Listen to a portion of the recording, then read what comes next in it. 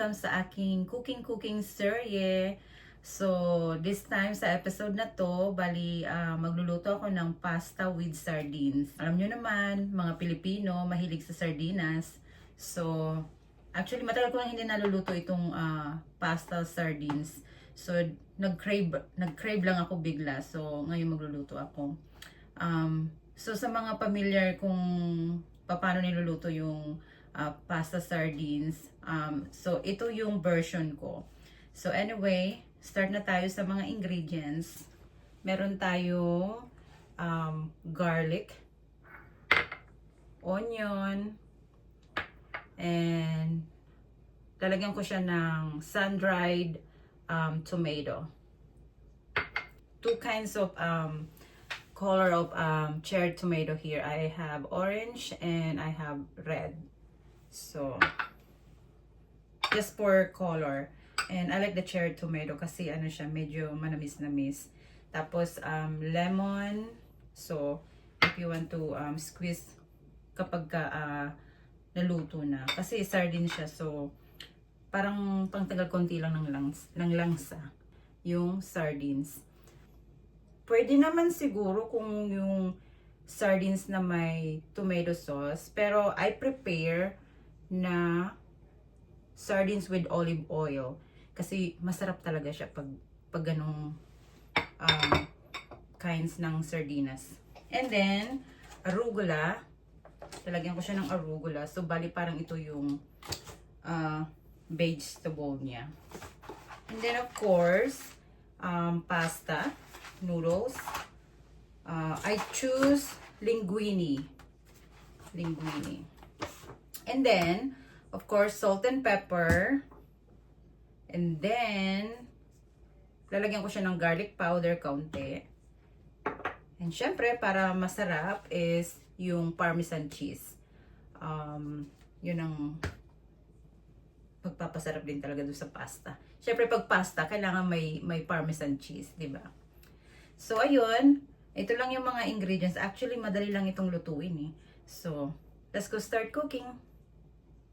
Alright, so mag-start na tayo. So, ang gagawin ko is, kukunin ko yung oil doon sa sardines. Hindi mo na kailangan ng olive oil dito pag magigisa ka. Kasi yung sardines, meron na siyang sariling oil.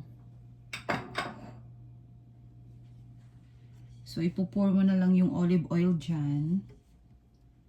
And then, yung onion.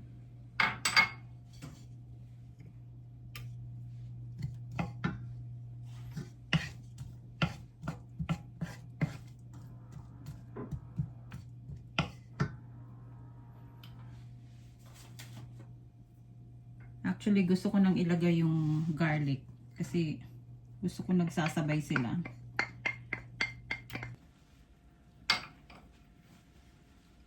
So, bali sa itong pot na to, bali nagpapakulo na ako ng tubig dito para to sa pasta. Actually, hindi ko to uubusin lahat kasi ano to eh, parang 1 kilo to eh. Ako lang naman ang kakain nito, so kalahati lang.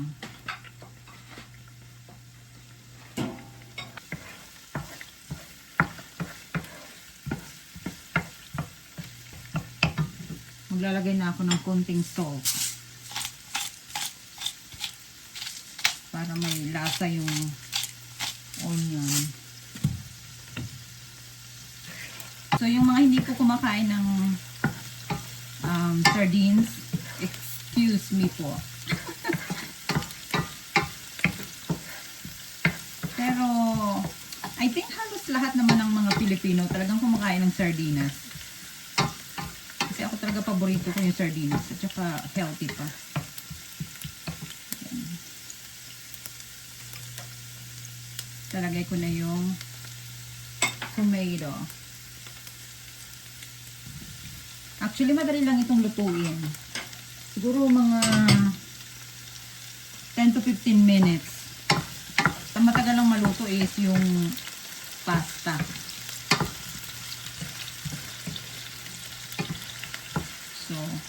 konting gisa-gisa mo lang yan.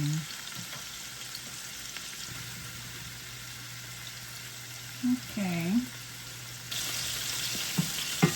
Then, one thing na gusto kong ginagawa pag nagsusote ako ng onion, tomato, ini-smash ko siya para yung flavor ng yung juice ng tomato parang magiging sauce na rin yun ng pasta.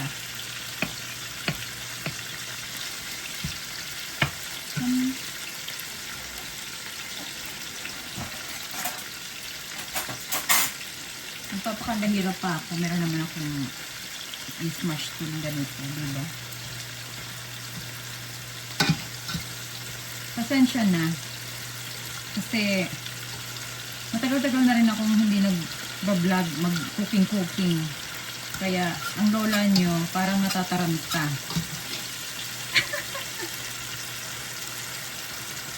So, actually, nung nagsisimula talaga akong mag-vlog dito sa YouTube, ano yun eh, cooking talaga yun, nagluluto talaga ako nun eh. Tapos mga cooking ang ginagawa ko nun eh. If you guys can see it on my playlist on YouTube, makikita nyo doon. Marami akong mga niluluto. So, I was just thought about it na, why not, diba? Share ko man lang sa inyo yung mga nalalaman ko, kaalaman ko. Although, marami namang mga vlogger talaga na mas magagaling pang magluto. So, this is just my version. Now, pwede na natin ilagay ang sardines. You know.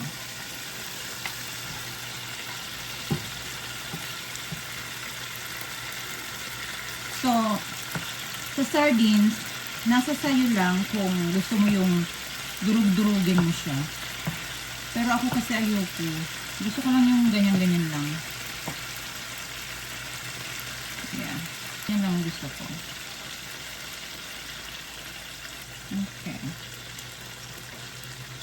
So, kumukulo na yung water.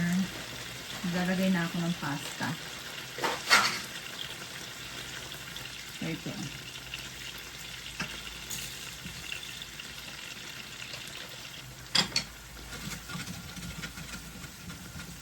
Ganyan-ganyan mo lang siya. Shake-shake mo lang konti kasi baka madurog. Diba? Ayan. Maiba naman tayo ng angle ng camera. Anyway, trivia lang. So, andito ako sa US ngayon, diba? Mabuti nga kamo, pag nagluluto ako ng sardines or tuyo, yung asawa ko hindi nagagalit. Basta ayaw lang niyang kumain ng tuyo. Pero sa sardinas, kumakain din siya ng sardinas. Ibang mga foreigner, ayaw nila yung amoy ng sardinas. Sardinas at saka tuyo. So, sa mga Pilipina dyan na pasensya na. Pag nagluluto sila sa ibang bansa, yung ibang nagluluto pa sila sa labas ng bahay. Pero ako naman, kahit pa paano yung asawa ko, okay lang sa kanya. Kahit nga nung sa Pilipinas kami, nagluluto ako doon ng tuyo, okay lang sa kanya. Nagsasabi siya na stink, pero other than that, syempre mabaho naman din talaga ang tuyo, diba? So, ito ang itsura niya. Yan. Actually, pwede ko nang ilagay yung sun-dried tomato.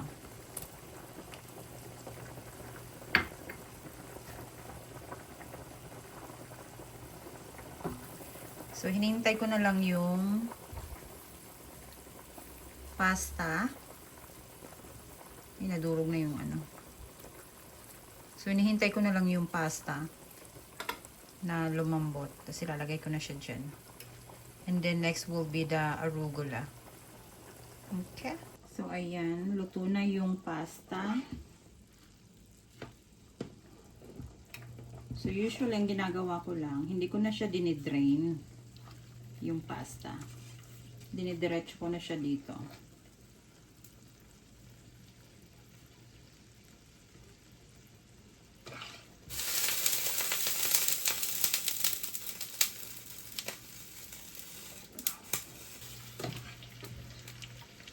Okay. That's it.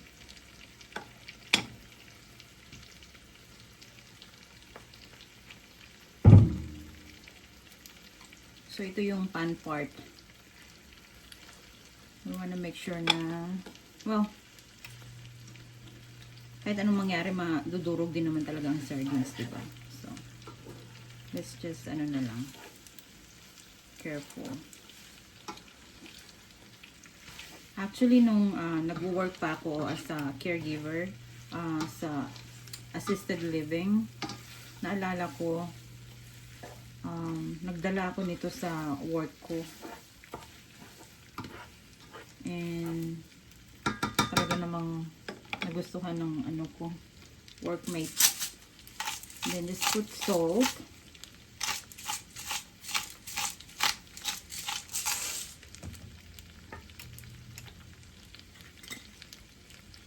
And pepper.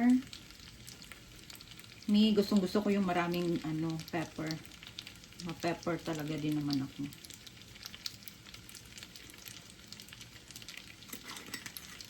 Counting garlic powder. And then you mix.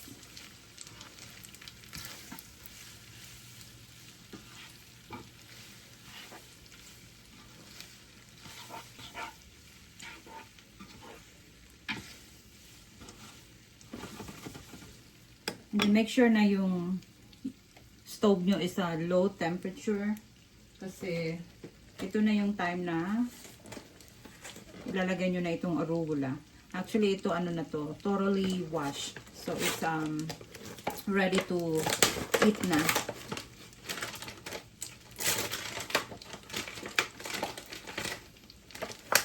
So ganyan lang. Lalagay mo siyang ganyan. Gusto ko maraming arugula. Diba? Parang hindi masyado nakaka-guilty.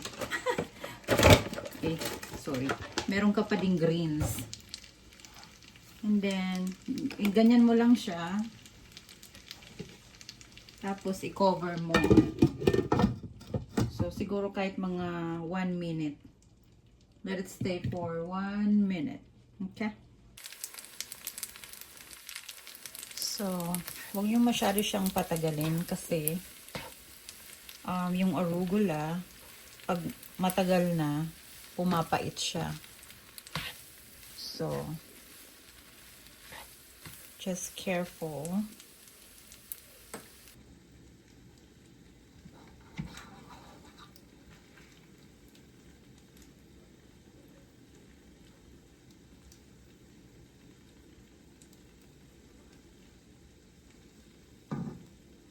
Ayan, tikman na natin.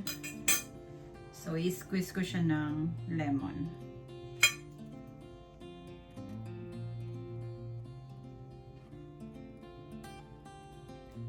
Okay.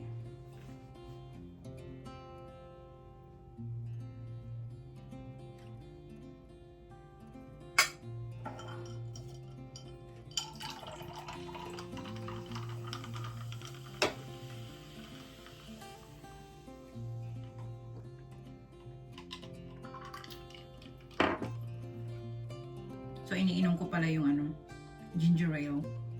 Bali, siya? Zero diet, zero sugar ginger ale. Pag dito ako sa US, talaga lagi akong umiinom niyan. Yan ang favorite kong umiinom. This is a big bite.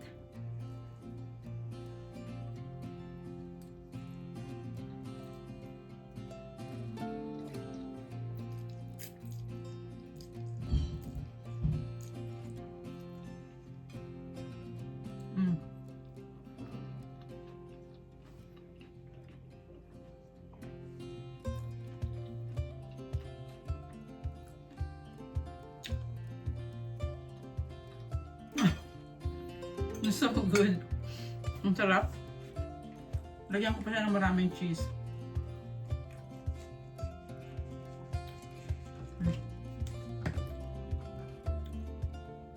I-try nyo po to. Talagang ang sarap. Basta yung kunin yung sardines, yung sardines with olive oil. Kasi pag tomato sauce, I mean, okay naman siya kasi nilagyan ko nga siya ng tomato eh. Pero still, better po yung ano, yung sardines with olive oil.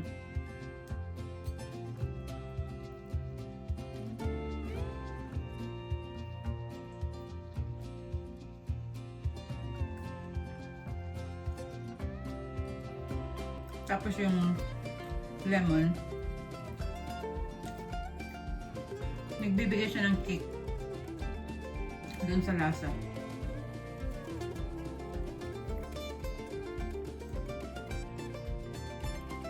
Masarap lang. Thank you Lord for the food. Nahuli ako. Pasensya na. Sa sobrang excited kumain ito. Matagal ko kasi itong hindi nakain eh. Sardines.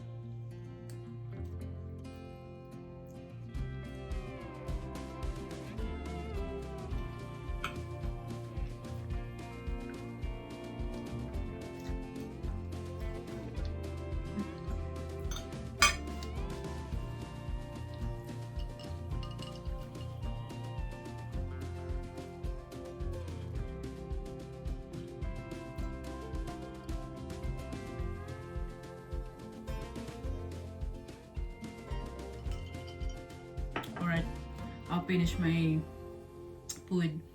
Alright, thank you so much everyone for watching. I really appreciate all of you. Bye-bye.